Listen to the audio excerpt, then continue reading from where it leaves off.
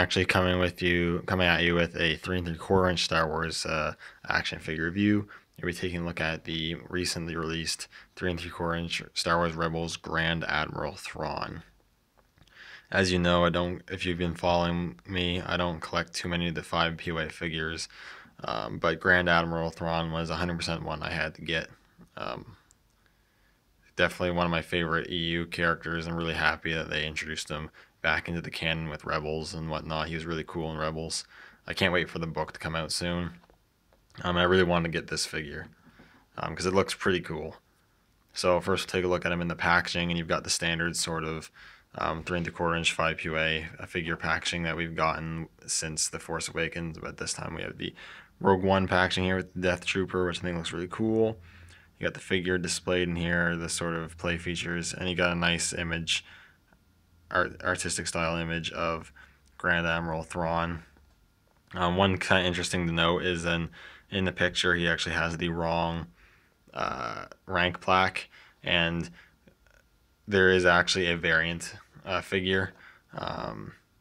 There's the figure that I have, which has the proper rank badge, which has the yellow squares, and then there's another release of this figure, which has the all red on top and all blue on the bottom, the same rank plaque as Director Krennic, which is incorrect. I wanted to get the correct one. I wanted to get the Grand Admiral rank badge, and all the copies that were at my Walmart had them, so I was very happy with that. Anyway, so we have that, and not much going on the side or whatever. Flip around the back, you got a bunch of just crap you don't really care about for the most part.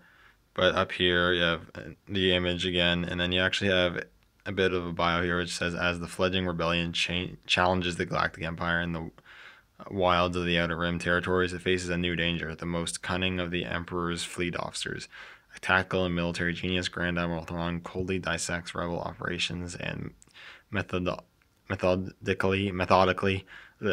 devises brilliant counter strategies that make him unstoppable. So really cool. I've been wanting to add more officers to my collection, so I'm happy to add this one to the collection. So we'll get him out of the packaging, and we'll take a closer look at the figure out of the packaging. Alright, now we have Grand Admiral Thrawn out of the packaging, and this is a pretty cool figure for 5 POA. Obviously I have some problems with it. It's not perfect, but it is a really nice addition to 3 3/4 inch collection in my opinion. Giving a closer look here, sculpt is really good in my opinion. Now he is sculpted in the style of the Rebels show, but because he is alien and also just relatively humanoid, he does work, and I think a more realistic display if you so desire. I'm trying to get it to focus. Come on.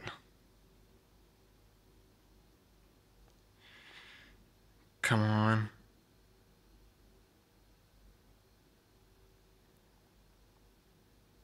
There we go. So you can get a good look at the head sculpt, which I think is really nice, really accurate to the show. The blue color of his skin is really nice. His hair is also nicely sculpted and painted, having a darker blue look to it. Looks really good. The eyes look really good. He's got dark red eyes, the lighter red around the pupil. It looks really cool. The eyebrows are painted nicely. And the head sculpt just looks really, really nice. Definitely looks like he came right out of the cartoon. Then you got his Grand Admiral white uniform. A majority of this figure is white, which looks pretty good. He's got really nice shiny gold, I guess, epaulette kind of things on the shoulders there. Look really nice. They're very shiny. Got some silver around the collar there. Looks really nice. You got the code cylinders, which have some nice silver paint, and then blue paint on top, which looks good. You've got the Grand Admiral rank insignia badge there, which is this is the correctly painted one with the blue, yellow, and red, not just the red and the blue, which is really cool. Looks really good. Armor just sculpted nicely. You do have, on occasion, the odd ripple in the clothing to give it that sort of clothing look. Got the belt buckle sculpted and painted in silver, which is really nice. And then the belt.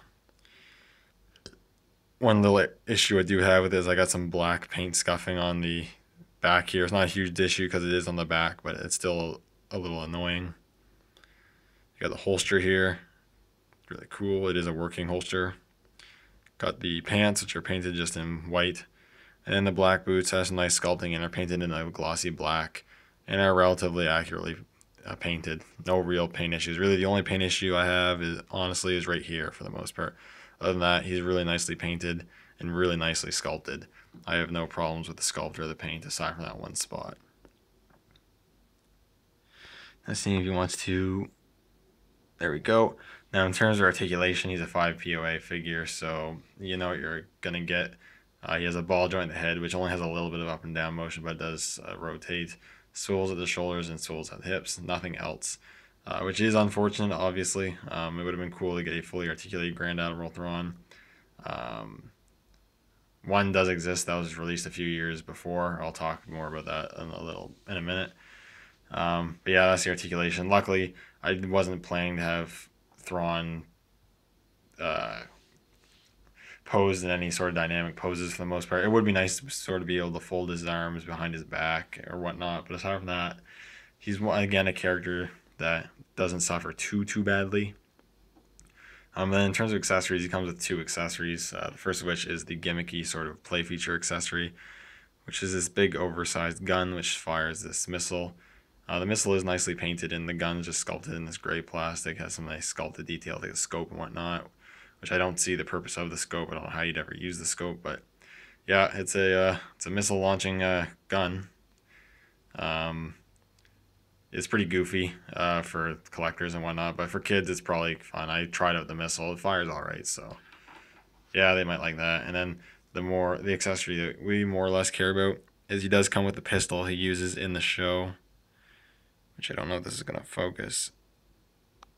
He's just sculpted in a gray plastic. There's no paint apps. And it is quite small, so I would be careful with it because you could lose it pretty easily. But there is some nice sculpted detail there. He holds it really nicely. You can get sort of that look down sort of pose when he was looking at the Bendu. Like that. Or you can kind of have him aiming it, though. His aim is a little weird because he had to raise his hand really high like that, which is kind of weird. But that looks cool. It does fit in the holster. I'm not going to do that, but you get the idea. And for a quick comparison here, here's another 5 POA figure that I picked up that was released earlier, which is another of his fellow officers, which is Director Krennic. And Thrawn is a bit taller than Krennic, which makes sense because Thrawn, at least in the show, is quite a tall character. So he is taller than Krennic, but not by too much. They look good together and sculpt together. Looks really cool. So overall, I think this is a really cool figure. Definitely one of the cooler 5 POA figures. I think if you're a fan of the character and a fan of the Rebels show, you should definitely pick this guy up. I definitely recommend it. Now you can get a fully articulated, more realistically sculpted Grand Admiral Thrawn that was released in comic pack years ago now, but that one's quite expensive. So if you don't want to shell out a ton of money, this is a good cheap alternative, which you can ably get in stores. But yeah, I really like this figure. I recommend it if you, again, from the reasons I said before. So thank you guys so much for watching, and may the Force be with you.